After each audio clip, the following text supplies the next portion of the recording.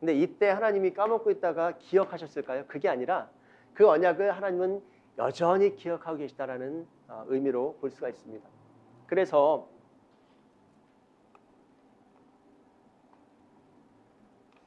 이들이 출애굽하게 되죠.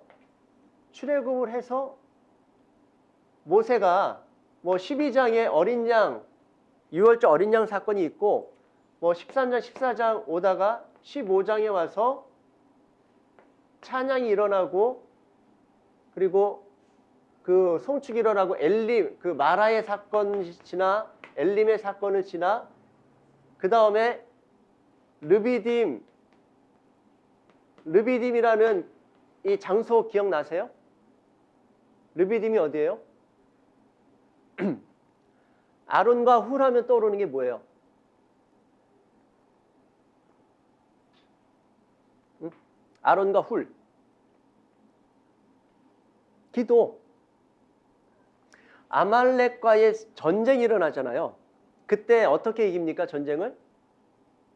모세가 산으로 올라가서 기도를 하니까 그 여호수아가 이끄는 이스라엘 백성들이 능력이 안 되는데 이겨요. 근데 웃기지도 않게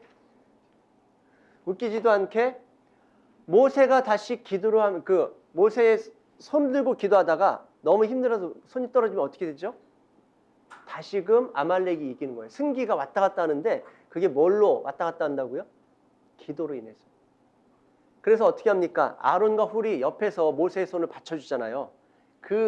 그것이 르비딤 아말렉 족속과의 전쟁 사건이에요. 그 전쟁에서 이기고 난 다음에 어디에 도착하냐면은 비로소 시내산에 도착을 하게 됩니다.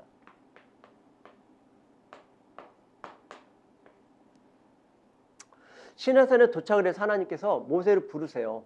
모세를 부르셔서 말씀하시죠. 백성들에게 가서 이런 말하자면은 언약 내용을 율법적인 내용을 주면서 너희들이 이걸 지킬래? 그거를 물어봐라 해서 백성들에 내려가서 물어봅니다. 하나님 나를 부르시더니 이것들을 우리들에게 요구하신다. 받아들이겠느냐? 이렇게 물어보니까 백성들이 오케이 한 거예요. 그래서 모세가 다시 하나님께 가서 보고합니다. 백성들이 오케이 했습니다. 그래? 그럼 너희 그 백성들과 나와 언약을 맺자. 그래서 하나님께서 정한 시기에 산으로 올라오라고 하신 거예요. 모세한테. 근데 정결케 하고 산에 올라오고 이 산, 시내산이죠. 사면지경에 경계를 세워서 아무도 못 올라오게 해. 왜냐하면은 누군가 여기 올라왔다가 나에게 충돌되어 죽을까 걱정돼서 그러니까 사면 경계를 정하고 짐승조차도 올라오지 못하게 해라. 3일 후에 하나님이 강림하시는 거예요. 불로 강림하시는 거예요. 그리고 난 다음에 이들과 언약식을 체결합니다. 언약식을 체결하고 나서 장로들 70명의 장로들과 함께 아론과 그 자녀들 그리고 장로들과 함께 시내산에 올라와서 식사를 나눠요. 언약 체식을 하고 난 다음에 요 식사하고 나서 모세가 내려가서 언약 체식을 하죠.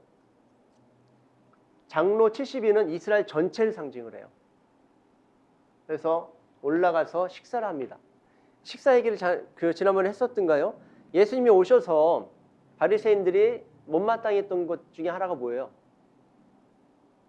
너의 선생이 진짜 메시아면은 저럴 수 없다. 왜? 그 메시아가 와서 하는 게 죄인들하고 세리들하고 밥을 드세요. 식사하는 얘기를 하잖아요. 바리새인들이. 여러분 많은 내용 중에 왜 굳이 그 내용을 가지고 딴지를 걸까요? 이 전통 때문에 그래요. 하나님께서 장로들, 하나님께서 이 율법을 지키는 우리들과 저분이 메시아면 우리들과 식사를 해야 될 텐데 우리들과 안 하고 누구들하고 해요? 죄인들과 세리들. 그러니까 죄인과 세리라고 하지만 그 바리새인들이 보기에는 이 부류들은 이미 구원과 상관없는 자들인 거예요. 하나님의 백성이 아닌 거예요. 어떻게 보면은. 구원 그 자기네들만 율법을 잘 지키고 있는 자기네들만 하나님의 백성으로 기억될 것이고 구원받을 거라고 하는 생각 속에 사로잡혀 있었던 사람들이 바리새인들이기 때문에 이해가 안 되는 거죠. 말이 안 돼. 왜냐하면 거룩하고 성결하게 하고 난 다음에 하나님의 그 임재 가운데 들어갔잖아요. 그런데 죄인들은 거룩하지도 않고 성결하지도 않은데 예수님과 함께 있다고? 이건 말이 안 되지.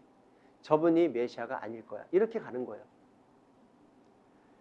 그래서 라우디게아 교회 계시록 그 3장에 보면은 라우디게아 교회에 대한 편지가 주어지지 않습니까? 거기에서 뭐가 나와요? 우리가 잘 알고 있는 것처럼 내가 문 밖에 서서 두드리노니 누구든지 내 음성을 듣고 문을 열면 내가 그에게 들어가 그와 더불어 먹고 그와 더불어 함께 할 것이라고 말씀하지 않습니까? 먹고 마시는 게 가족의 개념인 거예요. 언약 관계의 개념인 거예요. 그래서 바리새인들이 그렇게 알러지 반응을 일으켰다라고 할 수 있습니다. 근데 시간이 자 언약은 그 언약의 성격이 뭐라고 그랬었어요? 일방적이라고 그랬었죠. 근데 모세 언약 읽고 가면 좋은데 19장 가서 꼭 한번 읽어보십시오. 모세 언약을 보면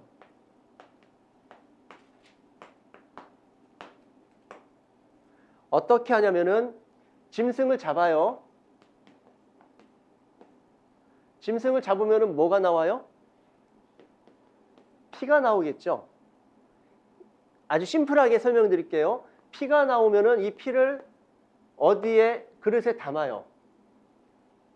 그릇에 담습니다. 그리고 이 그릇에 담은 거를 가지고 어디로 올라가냐면은 시내산으로 올라가는 거예요. 언제? 하나님이 임재하셨을 때 그때 올라가서 제단이 있을 거 아니에요. 시내산에 제단을 세웠을 거라고요. 그 제단 위에 2분의 1을 쏟는 거예요. 그리고 이 2분의 1은 어떻게 해요? 하나님께 제단에 쏟고 난 다음에 하나님과의 언약 관계가 되고 난 다음에 모세가 이 양푼의 절반을 가지고 이스라엘 백성들에게 뿌리는 거예요. 언약의 피를. 예수님의 그 보혈의 피하고 보혈의 피의 예표적인 그런 느낌이 들죠. 근데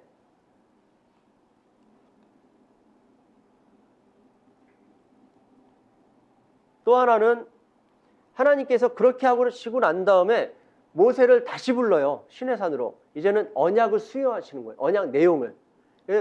언약 내용이 뭐예요? 율법을 주시고 또 뭘 주시냐면은 성막의 제도를 주세요. 성막을 몇 규빗 이렇게 만들라고 그 성막의 제도를 주시는데 이 율법과 성막 제도를 받는 중에 어떤 사건이 일어납니까? 송아지, 금송아지 사건. 알죠?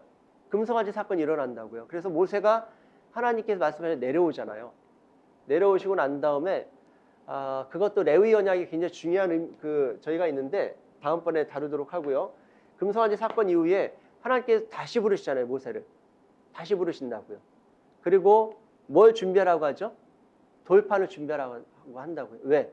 그 언약, 그 돌판을 본인이 받은 돌판을 깨트려 버렸잖아요. 모세가. 그래서 돌판을 2개를 준비를 해가지고 오라고 하신다고요. 그리고 나서 하나님께서 뭘 하십니까? 여기에 계명을 주시는 거예요. 10계명을. 자, 그러면은 두 돌판에 10계명을 어떻게 주셨을까요?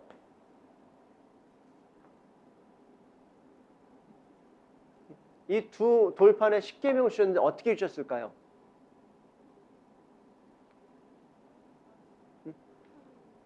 5개씩? 10계명이잖아요. 돌판 2개면은 1에서부터 5, 6에서부터 10 이렇게 주셨거나 아니면 그냥 하나님께 속한 거 1에서부터 넷 그리고 인간과의 관계 속에 일어나는 율법 5에서부터 그 10까지 이렇게 주셨거나 둘 중에 하나일 것 같죠. 근데 대부분 그렇게 생각을 했는데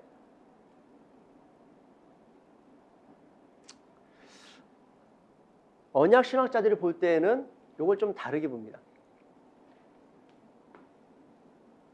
두 개잖아요, 돌판이. 1부터 10까지. 1부터 10까지.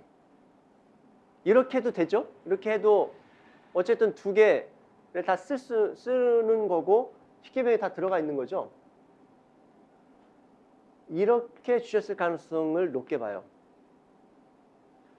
왜냐하면 이 언약이 나중에 보면은 언약궤라는 게 있잖아요. 언약궤가 뭔지는 아시죠? 언약궤에 들어가 있는 게 뭐예요? 언약궤 속에 들어가 있는 것. 지팡이하고 만나를 담은 항아리, 그냥 만나라고 하죠. 그리고 또 뭐가 있어요? 율법. 그 율법을 하나님의 말씀이라고도 하는데 율법이 들어가 있어요. 율법을 새긴 율법판이 들어가 있는 거예요. 이해하세요? 근데 이 율법판이 어떻게 들어가 있어요? 하나만 들어가 있어요? 두 개 다 들어가 있어요? 두 개 다 들어가 있다고요.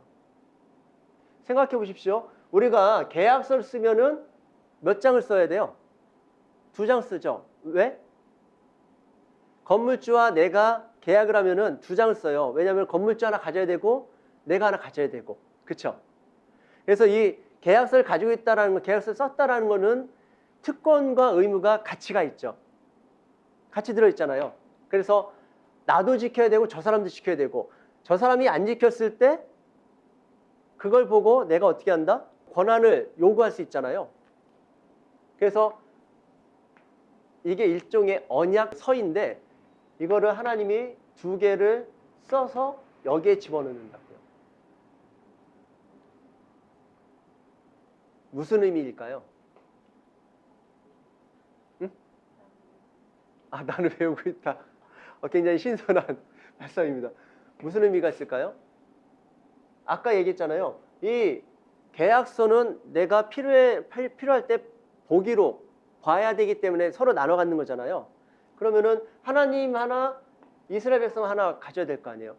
다른 신들은 다 그렇게 했거든요. 이 고대 근동의 문서들을 보면은 신하고 그 어떤 약정을 맺은 거, 이거는 하나님이 신이 주신 것도 아니고 하나님처럼 살아계신 신이 준 것도 아니고 자기네들이 만든 거예요.